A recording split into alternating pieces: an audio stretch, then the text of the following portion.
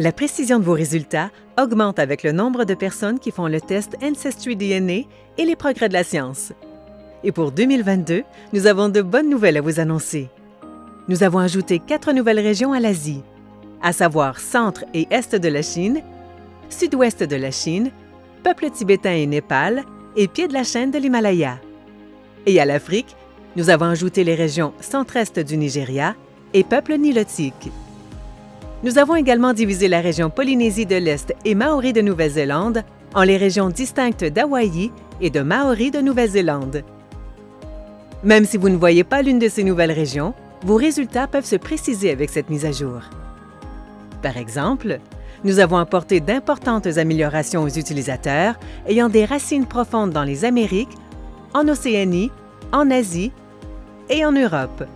Avec cette dernière mise à jour, Ancestry propose désormais 84 régions ethniques à travers le monde et plus de 1700 communautés génétiques pour un total de 1830 régions. L'ajout de nouvelles régions à Ancestry DNA permet à un plus grand nombre de nos membres de faire de nouvelles découvertes généalogiques. Vous pourriez être surpris de tout ce que nous pouvons vous dire à partir de votre ADN lorsque vous consultez vos résultats Ancestry DNA. Mais comment calculons-nous ces pourcentages pour tant d'endroits différents dans le monde? Nous commençons par analyser l'ADN dans votre échantillon de salive, puis nous examinons environ 300 000 marqueurs spécifiques pour déterminer l'estimation de vos origines ethniques. Presque tout le monde a un ensemble de marqueurs distincts, c'est ce qui vous rend unique.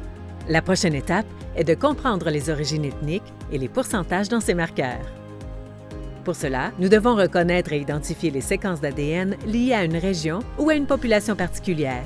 Pour ce faire, nous regroupons des échantillons d'ADN de personnes ayant des racines profondes dans des régions particulières du monde. Chacun de ces groupes forme un groupe de référence pour une population donnée. Ensuite, nous divisons votre ADN en plus de 1000 sections différentes. Enfin, nous comparons chaque section à chacun de nos groupes de référence. Si une section est très similaire à notre groupe de référence Irlande, elle est intitulée Irlande. Si elle est très similaire au Japon, elle sera intitulée Japon. Nous répétons cela avec chacune de vos sections d'ADN, puis nous les totalisons. Si 30% de votre ADN ressemble à l'ADN de personnes ayant une longue histoire dans une région particulière, alors vos résultats le montreront. Parce que vos ancêtres ne restaient pas toujours au même endroit, certains de vos résultats pourraient être plus proches des régions d'où cet ADN est originaire et non de l'endroit où vivait votre famille. Cela peut sembler simple, mais c'est un processus très complexe qui repose sur une science de pointe. Nous continuons d'enrichir le panel de références et d'optimiser l'algorithme que nous utilisons pour comparer votre ADN à nos groupes de référence, ce qui nous permet d'ajouter plus de régions et d'améliorer la précision de vos résultats au fil du temps. La science de l'ADN est en constante évolution, alors n'oubliez pas de consulter vos derniers résultats Ancestry DNA chaque fois que nous faisons une mise à jour.